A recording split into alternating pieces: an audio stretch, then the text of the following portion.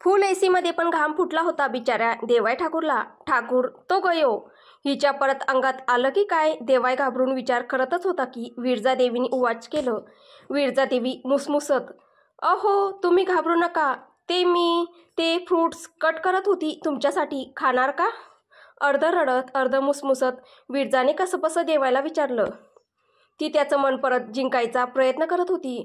पण त्या माऊलीला कोणी सांगावं. तिच्या ह्या छोट्याशा प्रयत्नाने देवायचा आत्मा क्षणभरापूर्वीच असा उडत उडत स्वर्गाच्या दाराला जस्ट टच करून आला होता. देवायला तर अशी चीड आलेली की हिला उचलून कुठेतरी टाकावं, नाहीतर डोक्यात काहीतरी घालावं. नरक करून टाकलंस कार्टीने जगणं. देवाय मनात धुसफुसत. जिवंत ठेवू नका विरजादेवी तुम्ही मला, वरती पोचवूनच ठेवा एकदाचं, तेव्हा तुमच्या आत्म्याला शांती लाभेल. इथे देवाय वॉर्डरोबमध्ये शर्ट शोधू लागला. रागाच्या भरात तो चेंजिंग रूममध्ये शर्ट घेऊन जायचाच विसरला होता. तेवढ्यात त्याचं लक्ष बेडवर त्यानेच काढून ठेवलेल्या शर्टकडे गेलं आणि तो ते शर्ट उचलून घालू लागला. शर्ट घातल्यावर त्याच्या लक्षात आलं त्याच्या गळ्याजवळचं एक बटन गायब आहे. त्याने मान वाकडी करून बेडवर अजून हलके हलके मुसमुसत असलेल्या विरजादेवींकडे बघितलं. विरजा हलके हलके हुंदके देत थोडीशी घाबरतच ते हातातलं बटन देवायला दाखवतच बोलली, हे लावून देऊ का? ते इथे माझ्याजवळ पडलं होतं. तिची नजर अजून खालीच आणि रडकी. तसा देवाय मनातच बोलला, केवढी बावळट आहे नाही, बटन तुटून पडलं तर नेमकं हिच्याच हाती कसं लागलं? वरतून सुई धागा घेऊन मॅडम एकदम तयार. खोटं पण बोलता येत नाही आणि वागताही येत नाही. देवायचा ओठ कोपऱ्यात किंचित मुडपला. लावून दे. आणि तो एकदम तिच्या पुढ्यातच आला. तशी ती लगबगीने उठली. डोळे साडीच्या पदराला पुसून घेतले. हातात सुई धागा ओवून तयारच होती. देवायने कपाळावर हात मारून घेतला. सगळं तयारच करून ठेवलंय बावळटने. कुठल्या फडतूस सिरियलचा अतिशय फडतूस भाग बघितलास देव जाणे. ती घाबरत घाबरत त्याच्याजवळ आली आणि घशातला आवंडा गिळत त्याला बोलली, तुम्ही घाबरू नका हं, मम्मी सावकाश बटन लावून देते. आणि ती बटन लावून देऊ लागली. प्रत्यक्षात त्याच्यापेक्षा तीच जास्त घाबरत होती. त्याची श्वासांच्या भात्याबरोबर वर खाली होणारी छाती बघून तिचा जीव कासावीस होत होता.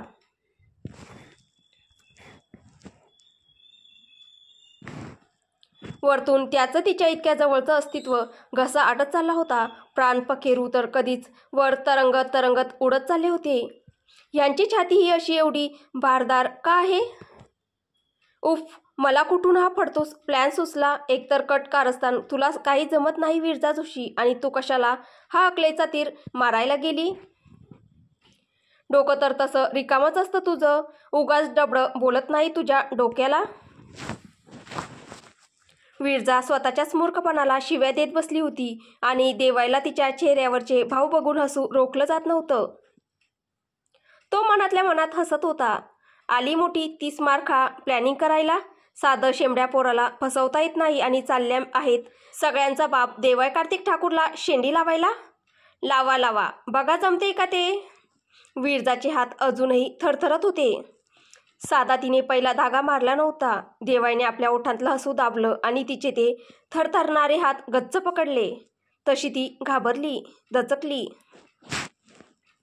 पण त्याने काही तिचे हात सोडले नाही. उलट वरतून बोलला तिला, हां आता मारा धागा. विरजाला चुकून माकून यावेळी त्याचा टोमणा बरोबर कळला होता. नाकाचा शेंडा लाल झाला ना मग राणीच्या आमच्या. मनातल्या मनात रागात पुटपुटू लागली ती. चक्क एवढ्या मोठमोठ्याने की देवायला पण ऐकू येत होतं की ती काय बोलते ते. आणि त्या वेळीला त्याची साधी कल्पनाही नव्हती की देवाय आपलं सगळं बोलणं ऐकतोय. ती तशीच धागा मारत बसली होती. असा राग आला ना की टोचूनच देईन. देवाय आता त्या खाली नजर करून त्याच्या शर्टच्या बटनाला धागा मारत असलेल्या त्या रागट रडूबाईकडे बघत होता. भलताच राग आलेला दिसतोय वेडूला. विरजाचं बटन शिवून झालेलं बघून त्या आगाऊ देवने मग एक बोट मुद्दामहून त्याच्या पुढच्या बटनात अडकवलं आणि बोटांनी चक्क ते बटन शर्टपासून तोडलं. पुढचं बटन, देव गालातल्या गालात हसत बोलला. विरजा तर अवाक होऊन त्याच्याकडे बघतच बसली. सभ्य विरजाने फक्त त्याच्या शर्टाच्या कॉलरजवळचं बटन तोडलं होतं, ज्या बटनाचा खरं तर देवायला फारसा उपयोगही नव्हता. पण आता ह्या निर्लज्ज देवने चक्क त्याच्या हृदयाजवळचं बटन तोडून टाकलं होतं. आता कसं धागा मारून द्यायचा? विरजाचा श्वासच रोखला. तरी पण थरथरत्या हातांनी ती त्याचं ते बटन लावून देत होती. मोठ्या मुश्किलीने आणि बऱ्याच वेळाने कसंबसं ते बटन विरजाकडून लावलं गेलं. पण परत तेच. विरजाचं बटन शिवून झालेलं बघून त्या नालायक देवने परत एक बोट मुद्दामहून त्याच्या पुढच्या बटनात अडकवलं आणि बोटांनी ते बटनसुद्धा शर्टपासून तोडून टाकलं.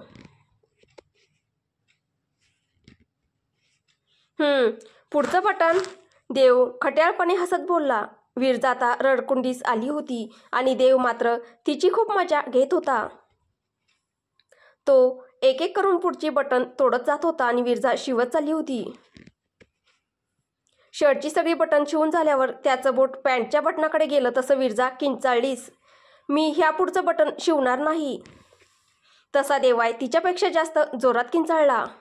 अगं ए बावळट, शर्टाची नीट करत होतो. तू पण ना बिनडोक आहेस. विरजाचा चेहरा बघण्यासारखा झाला होता. लाजेने तर ती लाल लाल झाली होती. देवायची ही अवस्था वेगळी नव्हती. गोरामोरा झालेला त्याने पटकन रूमचा दरवाजा उघडला. तशी बाहेर दरवाजाला कान लावून बसलेली सगळी मंडळी सादर लोटांगण घालत त्याच्या पायावरच आदळली. देवाईने काही शिवीगाळ करायच्या आधीच त्या माकडांनी तिथून पळ काढला. देवाईने वैतागून बेडरूमचा बंद दाराकडे बघितलं. दारापलीकडची ती आणि तिचा तो गुलाबी चेहरा आठवला. किती वर्षांनी हा लाल गुलाबी गुलाब खुलला होता त्याच्या आयुष्यात. तसा देवाच्या चेहऱ्यावर पण लाल बुंद काजवा चमकला. बाजूने चालणारा जॉन त्याला नवीन बिझनेस डील्सबद्दल काही बाई सांगत होता. पण ते सगळं त्याच्या डोक्याच्या वरूनच जात होतं. तसेच ते लिफ्टकडे गेले. लिफ्टमध्ये पण तेच. जॉनचं देवायला काहीतरी सांगणं आणि देवायचं नकळत ते स्वतःशीच ब्लश करणं. प्रेमात अखंड बुडालेल्या देवायला बघून शेवटी जॉनने आपलं गंभीर बिझनेस पुराण आवरलं आणि देवायच्या चेहऱ्याकडे बघतच बसला. किती दिवसांनी देवाय इतका आनंदी, मोकळा आणि खुश दिसत होता. जणू युगायुगाचं ते दडपण, तो काळोख, ते आयुष्यावरचं मनामनाचं ओझं कायमचं निघून गेलं असावं.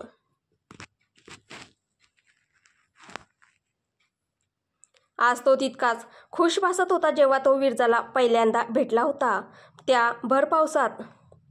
देववीर, ऑलवेज अँड फॉरेव्हर. देवाय बराच वेळ त्या प्रेमाच्या सुंदर दुनियेत होता. आयुष्य किती सुंदर होतं प्रेमामुळं ह्याची त्याला परत एकदा जाणीव झाली.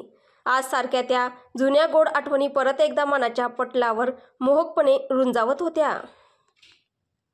विरजाचा ती कॅफेमध्ये काम करत असतानाचा तो गोड चेहरा, तिचा तो खट्याळ प्रियकर, पावसाबरोबर होणारा तो मिश्किल संवाद, तिचे ते पावसात ओलीचिंब गच्च भिजणं, कॅफेतून सुटल्यावर ती घरी जात असताना भान हरपून दररोज रात्री तिच्याच मागे तिच्या घरापर्यंत पिंगा घालत जाणारं त्याचं ते वेडं मन. तो प्रवास आणि तिने एकदा तरी चालता चालता मागे वळून बघावं म्हणून चाललेली त्याच्या जीवाची ती तगमग. मग अचानक त्यांची 2 आठवड्याने त्याच्याच बेडरूमच्या बाल्कनीतल्या स्विमिंग पूलमधील पाण्याखाली झालेली ती जादुई मुग्ध भेट. विरजाच्या त्याच्या मिठीत प्रत्यक्ष येणं आणि कापराप्रमाणे मंद मंद त्याच्यात विरघळून जाणं, त्याच्या प्रेमाला तिचा तो गोड होकार, ते त्याचं तिच्या कॉलेजच्या बाहेर मजनू बनून वेड्यासारखं उभं राहणं आणि तिचं ते लाजत मुरडत त्याच्याच दिशेने चालत येणं.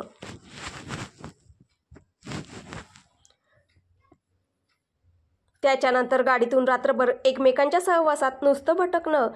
वेळ सरून जायची, मन मात्र काही भरायचं नाही. तो तसाच तिला सोडवायला तिच्या चाळीत यायचा.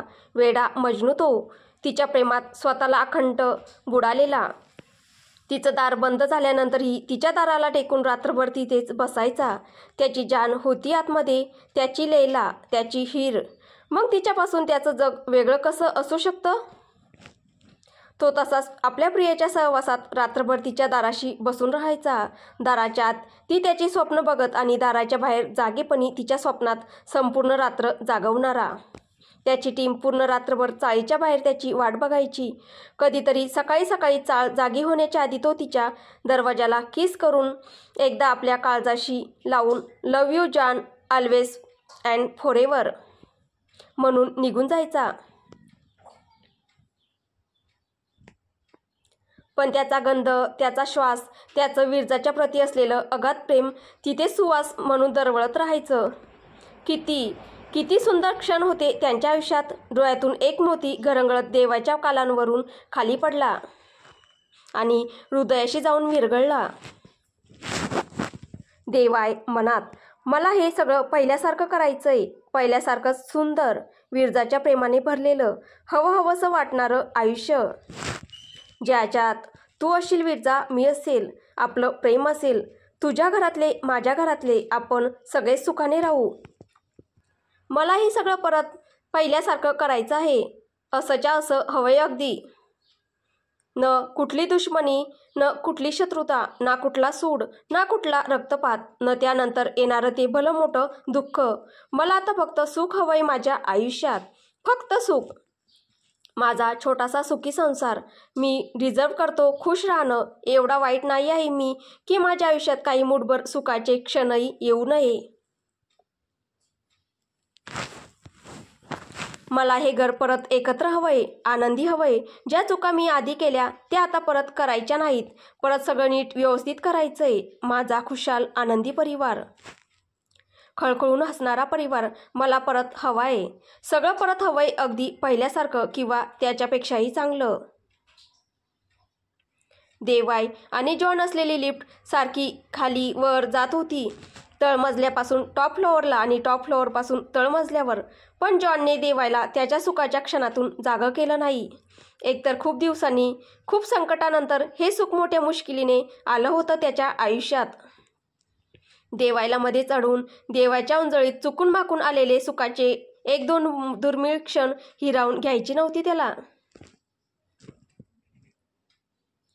खूप वेळाने देवाय आपल्या तंद्रीतून जागा झाला आणि तो व जॉन हसत हसत त्या लिफ्टमधून फायनली बाहेर पडले. He was happy, he was literally happy. स्थळ ठाकूर एम्पायर, देवायची केबिन. आज खूप दिवसांनी देवाय ऑफिसमध्ये आला होता. सगळं ऑफिस खुश होतं त्याच्या येण्याने. एरवी ते सगळे घाबरायचे त्याच्या ऑफिसमध्ये असलेल्या साध्या अस्तित्वालाही. पण आज त्याला खुश आणि सुरक्षित बघून ते सगळेच मनापासून आनंदले होते. पटापट ऑफिसमधली कामं उरकली जात होती. देवायला ओरडायला लागू नये म्हणून जो तो त्याचं काम एकदम चोखपणे पार पडत होता. ह्याच्यात त्याच्या रागाची भीती वाटण्यापेक्षा त्याला त्रास होऊ नये म्हणून ते सगळे जपत होते. मेरीनेही देवाच्या केबिनमध्ये सुंदर सुंदर फुलं सजवून ठेवली होती. फुलांच्या जुन्या कुंड्या बदलून त्याच्या जागी नवीन कुंड्या लावण्यात आल्या होत्या. त्याच्या केबिनला एक फ्रेश आणि नवीन लुक देण्यात आला होता. देवाय खुश होता. त्याचं आयुष्य अखेर एक नवीन सकारात्मक वळण घेतंय. आतमधून ढवळून निघालेल्या तो फकीर कुठेतरी आयुष्यात स्थिर होत होता. कुठेतरी आसरा शोधत होता आपल्या सुखी संसाराच्या साठी. स्थळ प्रमुख विरोधी पक्ष नेते विनायकराव चोपडे यांचा मलबार हिलवरील शासकीय बंगला. वेळ उशिरा रात्रीची. विनायकराव चोपडे आपल्या शासकीय बंगल्याच्या गार्डनमध्ये एकटेच मद्यपानास बसले होते. जेव्हापासून मुख्यमंत्री सर्जेरावांना भेटून आले होते तेव्हापासून ते खूपच अस्वस्थ होते.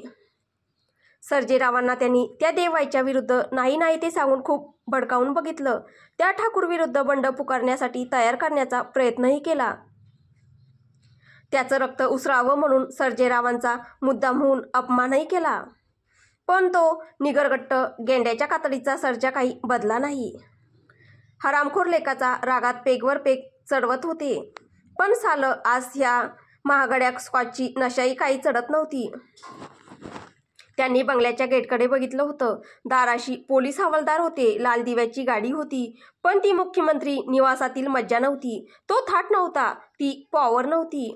ती सत्ता नव्हती हातात आणि यापुढे कधी असणारही नव्हती, केवळ त्या देवाय ठाकूरमुळे. विनायकराव चोपडेचं काळीज परत एकदा चरचरलं आणि त्यांनी रागाने स्कॉचचा पेग सोडा न टाकता तसाच घशात ओतला. ती स्कॉच त्यांचा घसा जाळत जाळत आत जात होती, तर तो देवाय ठाकूर त्यांचं उभं आयुष्य. विनायकराव चोपडेंनी रागात तो काचेचा ग्लास खाली जमिनीवर फेकला. साला कोणीतरी असेल जो देवाय ठाकूरला टक्कर देणारा असेल, त्या राक्षसाला त्याच्याच भाषेत उत्तर देणारा असेल. आपल्या सगळ्या शत्रूंना तर त्या हरामखोराने कधीच वेचून वेचून ठार मारून टाकलं, पण कोणीतरी माईका लाल वाचला असेल ना, जो ह्या राक्षसाचा सामना करू शकेल, ह्याचा कर्दनकाळ बनून येईल. कोणीतरी असेल जो ह्या जगाची ह्या क्रूरकर्त्यापासून एकदाची अखेर सुटका करून देऊ शकेल. कोण आहे तो? दूर कुठेतरी राजस्थान आणि गुजरातच्या सीमेवर वसलेलं भामरागड. एकीकडे रणरणत विस्तीर्ण वाळवंट, तर दुसरीकडे घनदाट हिरवगार जंगल.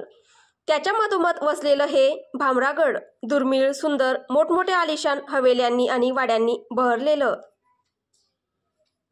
तिथल्या रंगबिरंगी माणसांप्रमाणेच सुंदर आणि आकर्षक ती भामरागडची सगळ्यात मोठी हवेली होती, सगळ्यात शानदार आणि भामरागडमधल्या सगळ्यात मोठ्या खानदानाची पुश्तैनी विरासत. त्या उंच हवेलीच्या गच्चीवर उभं राहून तो अस्ताला जाणाऱ्या सूर्यनारायणाला मंत्रमुग्ध होऊन बघत होता. कधी काळी किंचित कवी मनाचा असणारा तो त्या आकाशी पसरलेल्या लाल, गुलाबी, पिवळ्या, केशरी, काळ्या, राखाडी, निळ्या सगळ्याच रंगात हरवून गेला होता. सूर्यास्ताच्या त्या किंचित गुलाबी केशरी छटात त्याचं ते 6 फूट उंचीचं पितांबर नेसलेलं उघडं पिळदार कसलेलं शरीर जरा जास्तच आकर्षक वाटत होतं. हवेवर भुरभुरणारे ते खट्याळ केस अजून हवेहवेसे वाटत होते. खांबाच्या आड उभे राहून हवेलीच्या तरुण दास्या उगाचच मन भरत होत्या. त्यांची तरुण मने उगाचच उडत होती त्याची एक झलक पाहण्यासाठी. पण तो अवलिया, एक वेडा कवी आपल्याच दुनियेत गुंग होता.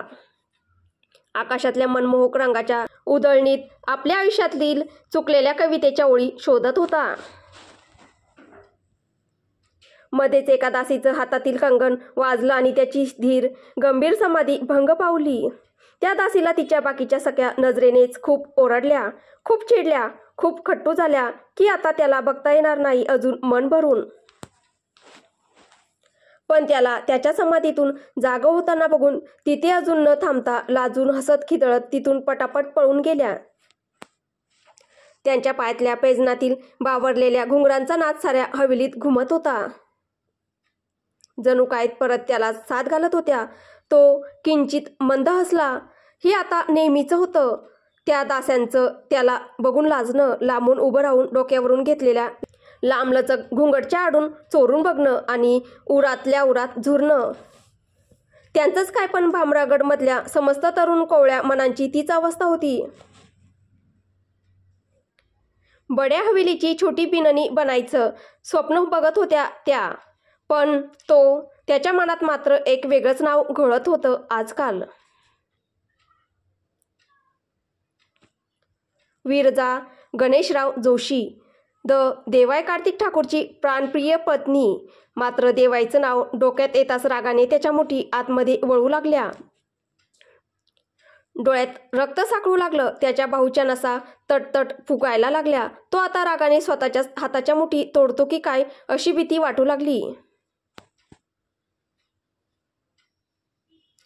तेवढ्यात खम्माघनी कुंवरसा पाठीमागून दासी येऊन बोलली आणि त्याला परत त्याच्या क्रोधाच्या खोल गर्दीतून बाहेर काढलं. त्याचा रागाचा ज्वालामुखी हळूहळू शांत होऊ लागला. एक मोठा श्वास घेत त्याने स्वतःला कसंबसं शांत केलं आणि त्या दासीला नीटपणे उत्तर दिलं. तो घनीखम्मा दासी, बानाजी कुंवरसाने खाली बोलवलं आहेत, तो आपल्या धीरगंभीर आवाजात. येतो आम्ही, सांगा त्यांना. दासी गेल्यावर त्याने नजर परत दूर लुनी नदीच्या पात्रात असतात जात असलेल्या सूर्यनारायणकडे टाकली. डोळ्यात सुडाच्या लालभडक ज्वाळा पेटवीत तो गर्जला. देवाय कार्तिक ठाकूर, तुझ्या साम्राज्याचा पण असाच अस्त करेल मी. तू रावण असशील तर मीही आहे अहिरावण. आता लंका तुझीही जळेल, तुझी लोक मारली जातील, अर्थ्या तुझ्याही घरातून उठल्या जातील. तुझ्या आयुष्यातील सगळ्यात प्रिय वस्तू हिसकावून घ्यायला येतोय मी. जशी तू माझ्या आयुष्यातून घेतली, येतोय तुझ्या सीतेला घ्यायला मी. हे महाबलशाली महापराक्रमी रावणा, शक्य असेल तर वाचवून दाखव तुझ्या प्रिय पत्नीला माझ्यापासून.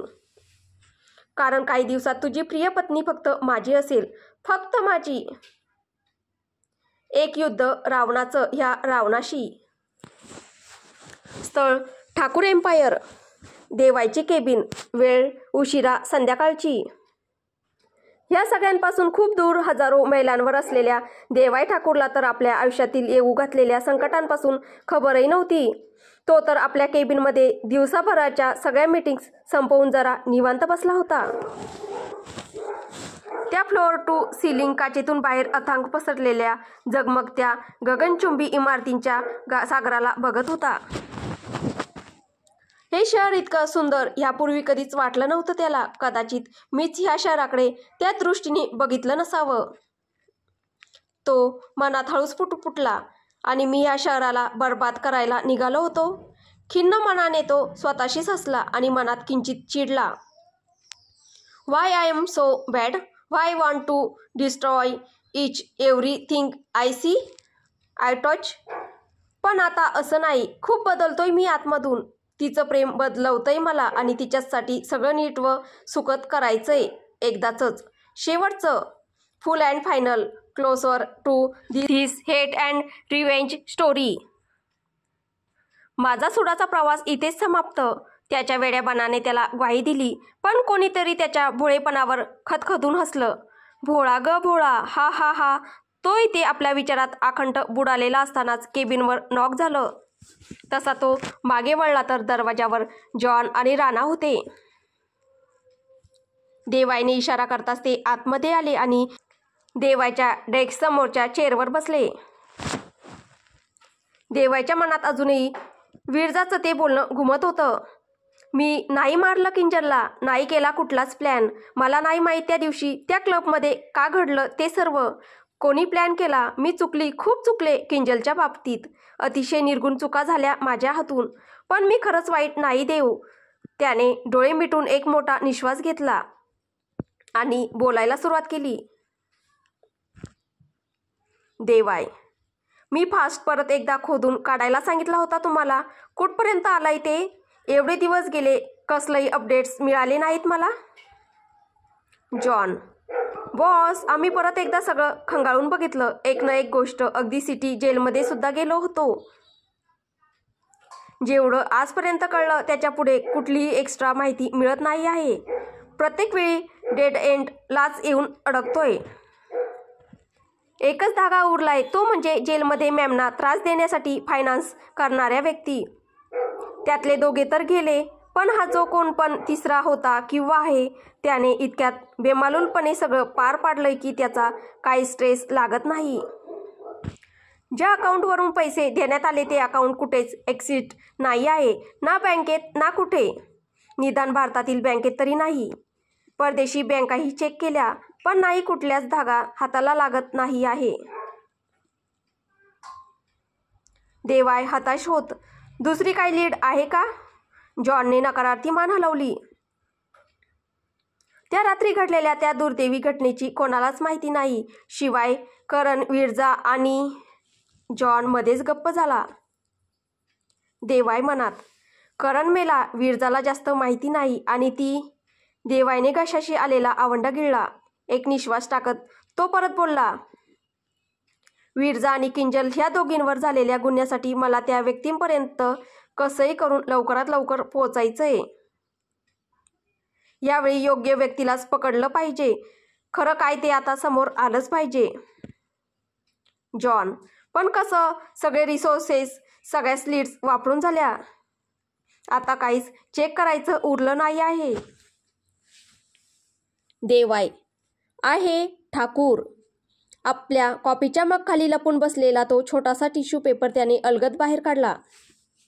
देवाय मनात, आधी पण ह्याच टिश्यू पेपरने मला न उमगलेल्या कोड्यातून बाहेर काढलं होतं. आता पण हाच काढेल. देवाय त्या टिश्यू पेपरला न्याहाळत बोलला. देवाय तो कॉफीचा मग हळुवारपणे टेबलावरच गोल गोल फिरवीत बोलला. जॉन, आपण नेहमी दिव्याच्या उजेडात सगळं जगात शोधत फिरतो, पण दिव्याखालील असलेल्या अंधाराला विसरूनच जातो. राणा आणि जॉनकडे रोखून बघत. वेळ आली आहे की time to investigate Thakur family itself. काहीतरी आहे जे माझ्यापर्यंत पोहोचत नाही किंवा पोहोचवू दिलं जात नाही. आजपर्यंत जे शोधलंय ते सगळं बाजूला ठेवा आणि त्या रात्रीचे, त्या जेलचे, ह्या प्रकरणाशी थोडासुद्धा संबंध असलेल्या व्यक्तीचे सगळेच फायनान्शियल, क्रिमिनल जे काही असेल ते सगळेच डिटेल्स बाहेर काढा. आणि ह्याच्यामध्ये ठाकूर फॅमिलीचा सुद्धा समावेश असू शकतो. राणा आणि जॉन दोघेही चमकून बोलले. म्हणजे याचा अर्थ? देवाय, ती परत येते. जॉन आणि राणा देवाईकडे घाबरून बघतच बसले. पुढे होणाऱ्या अनर्थाच्या कल्पनेनेच त्यांचा जीव कापून उठत होता. देवाय, या सगळ्या प्रकरणाच्या तळाशी जायचं आहे तर आता सगळ्यांना समोरासमोर फेस करावं लागेल. आता कुठलेही छुपे गेम्स नाही, छुपा वार नाही. जे होईल ते समोरासमोर, आर की पार. राणा घाबरत. पण बॉस, आत्ताच कुठे तर? देवाय राणाला थांबवत. नाही राणा, कधीपर्यंत मी आणि विरजा ह्या सगळ्यांपासून, स्वतःच्याच भूतकाळापासून, स्वतःच्याच माणसांपासून पळत राहणार? कुठेतरी थांबून ह्या सगळ्या गोष्टीचा एकदाचा सामना करून एकदाचा काय तो सोक्षमोक्ष लावायचा आहे. आता कंटाळा आला आहे आयुष्यातील ह्या सततच्या अनिश्चिततेचा.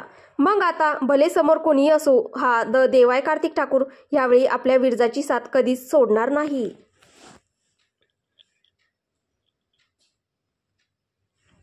Bring it on. छोटी आई, वेलकम टू द होम. तो आला, ती आली, मग आता उरलं कोण? Tick tick 1, tick tick 2, tick tick 3. नक्की किती आहोत आम्ही? हा हा हा. 1, 5, 6 की 7? This riddle is so much fun. Ha ha ha. Solve it before it's too late, because we are surely coming. Ha ha हा. इथे देवाय कारमधून घरी जात होता. जातानाही मनात तेच वादळ. छोटी आई, मी तुला घरी आणतोय, पण माझा विश्वास तोडू नकोस. मी खरंच प्रार्थना करतो की तुझा ह्या सगळ्यात हात नसावा. I am literally praying to God. ती व्यक्ती तू नसावी. देवाय मनाच्या ह्या गोंधळात कधी पॅलेसपर्यंत पोहोचला त्याला कळलंच नाही. पण जसा गेटच्या समोर गेला त्याला एक वेगळंच दृश्य दिसलं. विरजा त्याची तिथेच गेटपाशी वाट बघत बसली होती. कित्येक वर्षांनी कोणीतरी त्याच्यासाठी वाट बघत थांबलं होतं. डोळ्यातून आनंदाचे अश्रू कधी घरंगळत खाली पडले त्यालाही कळले नाही. तो तसाच मध्येच गाडी थांबवून गाडीतून उतरला आणि धावत धावत तिच्याकडे गेला. अगदी मिठीत भरून घेतलं तिला. तुझ्याचसाठी जान, केवळ तुझ्याचसाठी विरजा, सगळं ठीक करायचं आहे. विरजा पण त्याला आनंदाने बिलगली. आज कित्येक दिवसांनी, वर्षांनी व्यवस्थित तयार होऊन, भांगेत कुंकू, केसात गजरा, गळ्यात मंगळसूत्र आणि अंगावर त्याच्या आवडीची लाल रंगाची साडी, पूर्णपणे तयार होऊन ती तिच्या देवची, आपल्या पतीची, एका आदर्श प्रेमळ पत्नीप्रमाणे वाट बघत होती. त्याच्या मिठीत बाकीचं सगळं जग विसरून गेली होती ती. हृदयात देवाच्या प्रेमाची अनामिक धुंदी पसरलेल्या विरजाची नजर हळूहळू त्याच्या पाठीमागे गेली आणि तिचे डोळेच विस्फारले. विरजा थरथर कापत, नाही नाही नाही, जोरात किंचाळली ती. देवाय विरजाच्या अशा अचानक किंचाळण्याने दचकून गेला होता. त्याने लगेचच विरजाच्या त्या घाबरलेल्या नजरेचा वेध घेत पाठीमागे वळून बघितलं तर त्याची छोटी आई मिसेस आनंदी राजीव ठाकूर परत आपल्या साम्राज्यात ऑलरेडी दाखल होत होत्या. तर पुढे काय होईल हे आपल्याला पुढच्या भागात पाहायला भेटेल. तुम्हाला ही कथा कशी वाटते आहे कमेंटद्वारे नक्की कळवा. कथा आवडत असेल तर व्हिडिओला लाईक करा, शेअर करा. कथेचे पुढील भाग ऐकण्यासाठी आपल्या चॅनलला सबस्क्राईब करा. धन्यवाद.